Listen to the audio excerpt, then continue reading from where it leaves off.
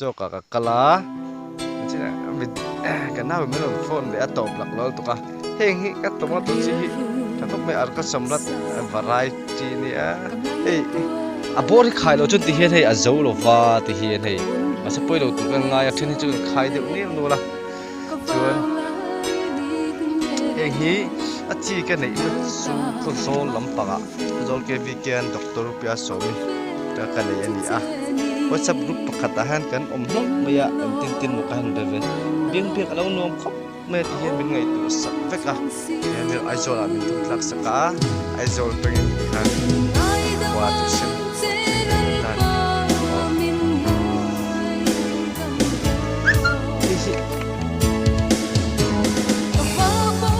ti hian ken chom phal do vi ka ti hian hei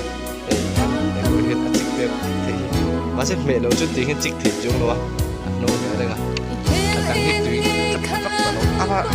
a tha deu angem o chu ka te a ra pu mi a po thok khop me tui pu tha chu pasari eta pasari eta hi chu ni thum pasari tho om ta ni adang ai chu panga tanga pasari chu ong chu pasari chu tak lo ni te na po pathum par eta pasari te hatta kal ko pa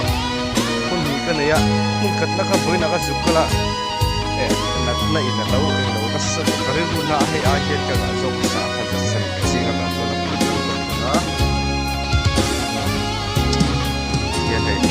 ai da mang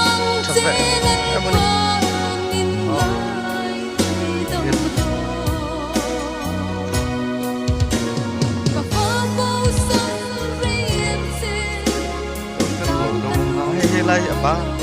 ba thla to na si lam pa ni hak no de wa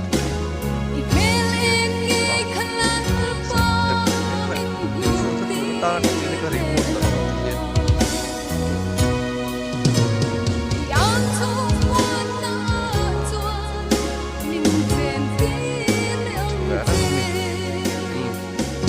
oh he tek de po ni a rai po em min de don tan to ni khóc mày ru mun khat khona tin na tawa to fi ro ta ya ki tham zo ka he he te pani pan ta ni he fu ko ni tha ai da po ni ya na ni hen chin le ta me he akak tam lu tu te ki tharo te o he tha ta lu tu ka ni he he ni mo he to tu kha to lam pa ja min nge nge du ko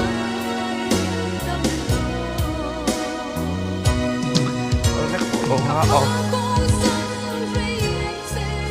hey dai bi te pu thap ha lo chap om to ni pati ni paru hey heng te pu a tham yo ke ai te ngam bor khata hian paru sai om ta tui na ka chom bi ki chu tui mu tha le tha ka ba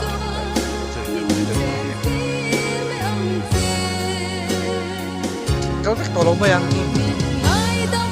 ku min la hian ka poi khat sikol na nia ko tadam lo san dei me khat lang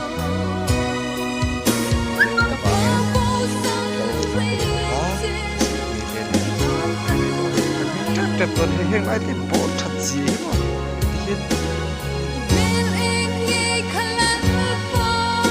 ลายเส้นไปหิมเต็มกันเลย